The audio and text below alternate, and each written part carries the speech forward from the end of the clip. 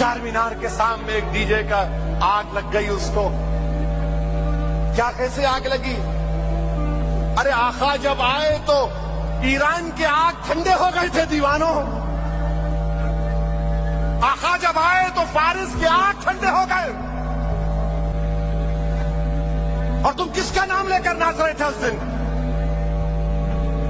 جو ہم کو حشر کے منہ کی شفاعت سے ہم جہنم میں نہیں جنت میں جائیں گے. نوجوانوں تم کیا گلے میں گر رہے ہو؟ برباد ہو جاؤ گے تم اغیاروں کی تہذیب کو اپنا رہے ہو. تم کو فخر نہیں ہے تم مسلمان ہو؟ تم کو اس بات کا اطمینان نہیں ہے کہ میں محمد صلی اللہ علیہ وسلم کا امتی ہوں؟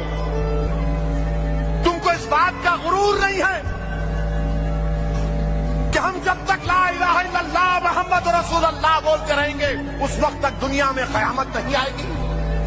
کیا کر رہے تم لوگ؟ کیوں کر رہے تم یہ؟ کیا ہو گیا تم لوگوں کو؟ کیا تم فلسطینیوں کی طرح برباد ہونا چاہ رہے ہو؟ بولو. کیا تم لیبیا میں جو بربادی ہونا چاہتے ہو؟ کیا تم کو دکھ نہیں رہا اطراف میں تمہارے کیا ہو رہا ہے؟ مگر نہیں، حیدرآباد میں تمہاری طاقت سیاسی جماعت ہے، تمہاری دعاؤں سے تو ہم جو چاہے کر لیں گے. نہیں نوجوانوں، بدلو اپنے آپ کو.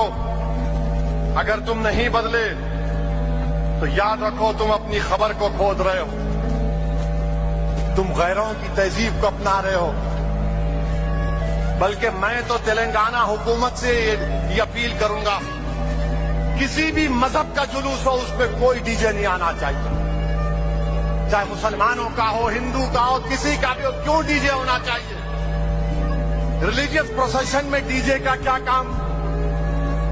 اگر کسی کو ڈی جے ہونا تو جاؤ، جا کے ان کلبوں میں بیٹھو جہاں پر فحشہ حرکتیں ہوتی ہیں، جہاں پر ننگا ناچ ہوتا ہے. مگر کم سے کم میرے آقا محمد صلی اللہ علیہ وسلم، ہمارے نبی، ہمارے آقا رحمت اللہ عالمین کا نام لے کر تو تم مت ناچو. ایسا اچھل رہے. کیا ہو گیا تم لوگوں کو؟ تم اس طرح اچھل رہے ہو. ارے تم کو اچھلنا اس وقت ہے جب تم کسی ایک ولی کے سامنے بیٹھ کر اپنے دل پر ضرب مارو، اللہ اللہ اللہ.